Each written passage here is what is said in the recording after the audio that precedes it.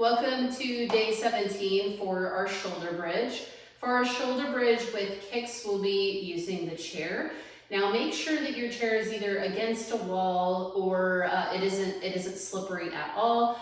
You may also need it to be wide enough that you can put your hands back behind you.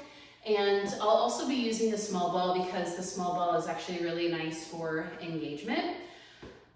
So let's go ahead and put that ball in between the legs and scoot yourself out so that just your sits bones are on the edge of the chair.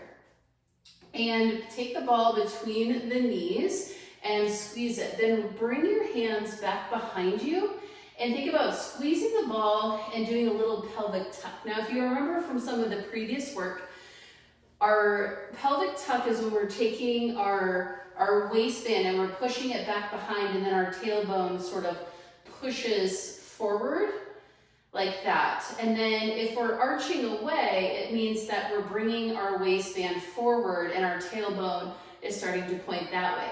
So our bridge position here is we start in that tuck, waistband back, and then we lift up to open up the front of the hip. So bring your hands back behind you, reach your feet down, squeeze the ball, and just lift up and put down. Lift up and put yourself down. It's a lot of upper body strength work right there. So if for any reason the chair that you have isn't working, you don't have enough room, or if you have wider shoulders and you feel like you're back too far, all you have to do is your pelvic tuck and arch, or even just your pelvic tuck. So just sitting here squeezing the ball, maybe you bring your arms up and you just round your waistband back and then bring it forward.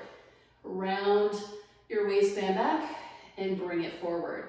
See how many muscles you can engage throughout your entire back side of your lower body while you're doing that exercise. Squeeze the ball in, press the feet down.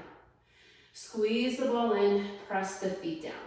Then you can always add this variation because it's just a minor lift up to do it. Now, if we wanted to add the kick, maybe we take the ball away, maybe we don't. It's up to you. But when you're up, actually I think probably getting rid of the ball is a good idea. So we'll do that. We'll get rid of the ball. We'll see where it goes. So towards the front of the chair here, you're reaching up, coming up, and then maybe it's actually just a march. Maybe you're here trying to lift your hips high and you march, and then you put yourself back.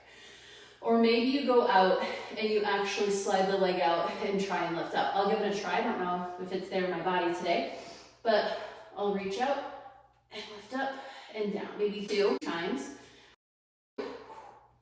Lift and lower, lift and lower, then bring the leg back and slide yourself back. So that's a lot of full body work there that you can be doing. The other thing that you can do is if you're doing the pelvic tuck and arch and you want to add a little bit more to the lower body, you can add in some pelvic tuck and arch.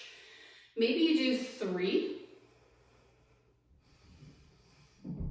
Then you pause and maybe you do that same marching we did in the last exercise for bicycle. And then you stop and you do a little bit of a pelvic tuck, arch away, and then maybe you switch to those high heels. That way you can add in some of that work, extra work in the lower body. All right, well that is our shoulder bridge. I hope you liked these variations. Let me know what you think.